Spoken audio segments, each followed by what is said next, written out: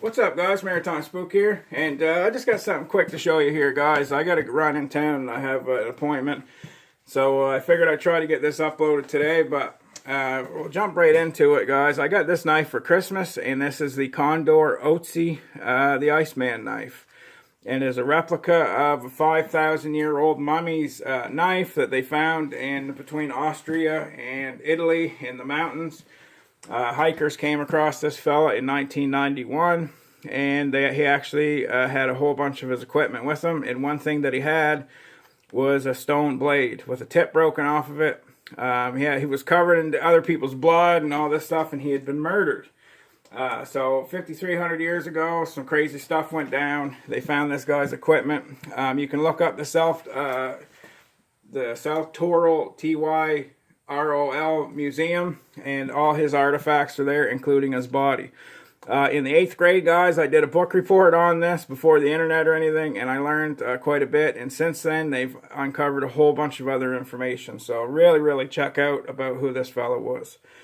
So when I heard Condor was making a knife of this, I was like jumping for joy. So it's got a really cool neck lanyard here. This is supposed to look like grapevine because Otzi used grapevine on a lot of his equipment. And so this leather thong is made to look that way. It's very comfortable to wear and is nicely done. Very nice sheath by Condor. I really love their sheaths. I always have. And I really like this traditional sort of looking sheath. So very cool. Reminiscent of like the Matt Graham type knives. The knife's designed by Joe Flowers. So it's just very cool. He's a good designer. It's got American hickory handle. And it's got this like wire wrap, which is really cool. And it has a 1095 blade, which is awesome. And it's like hammered here to make it look like it's flint. And it actually came pretty sharp. A lot of them at first, when they first came out, I guess people were saying they're somewhat dull. This one came not razor sharp, but very good workable edge. And the 1095 is going to be easy to sharpen. People had asked, though, no 90-degree spine. It's kind of a hammered top finish there. If you can see that, yeah. So it's not 90 degrees, but I don't think that's a big, that's not a big game changer to me or anything like that. Although this would be nice to be able to use this like for lighting fires. You could take a file, bang off a little bit of that, but I'm not going to do anything like that to it, guys. I got other ways to light fires. So great little neck knife, especially for just something like around the yard, gardening, and just things like that. You're not going to build shelters with it or anything, but it is strong enough that you can work with it. I believe it goes in like a rat tail sort of tang, or even up in here, and then it's epoxied in. And they left some of the black epoxy here around the blade. It kind of looks like they use like pitch glue, that black pitch glue to secure it, as Otzi or somebody would do. So, like I said, guys, he was a 5,300-year-old mummy that was found in 1991. He had a copper axe. He had his flint blade. He had a whole bunch of like fire starting material that we even still forge for today, like chaga and different things. And most likely he used this knife to process his goat meat, because he had goat meat in his stomach, and use it for everyday tasks. So this was like his little EDC knife / like hunting knife. The actual knife that they got from Otzi, though, had a broken tip. But it's understandable because he ended up having 3 or 4 people's blood on him, and he was murdered.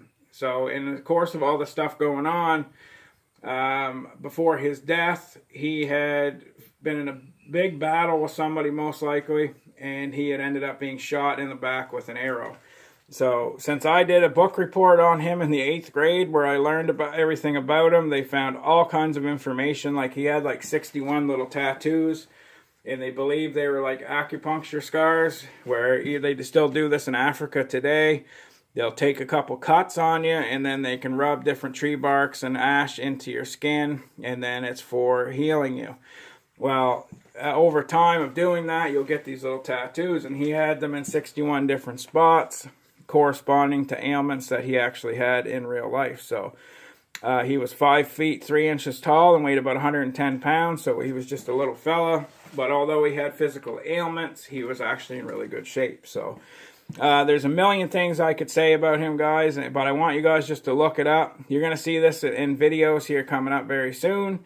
I just wanted to get a quick video up because I'm actually going into town and I may have a chance to upload this video. But just a beautiful sheath by Condor. This leather thong here for your neck carry is meant to look like a grapevine, which is something he would have utilized back then.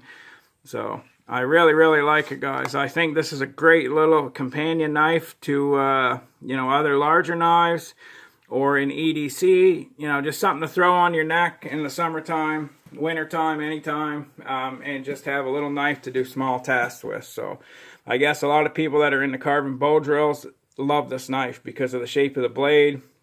They can get in and carve, you know, really, really good bow drills with this. So just to put into perspective real quick, guys, here's a Mora companion, and you know, it's about the size of the handle of the Mora companion with a little bit, you know, more. So it's just a small little knife, guys. But one thing that's really cool is I have large hands, and I can actually get a full grip on the knife. My pinky wraps around it, so I have really, really good purchase on it.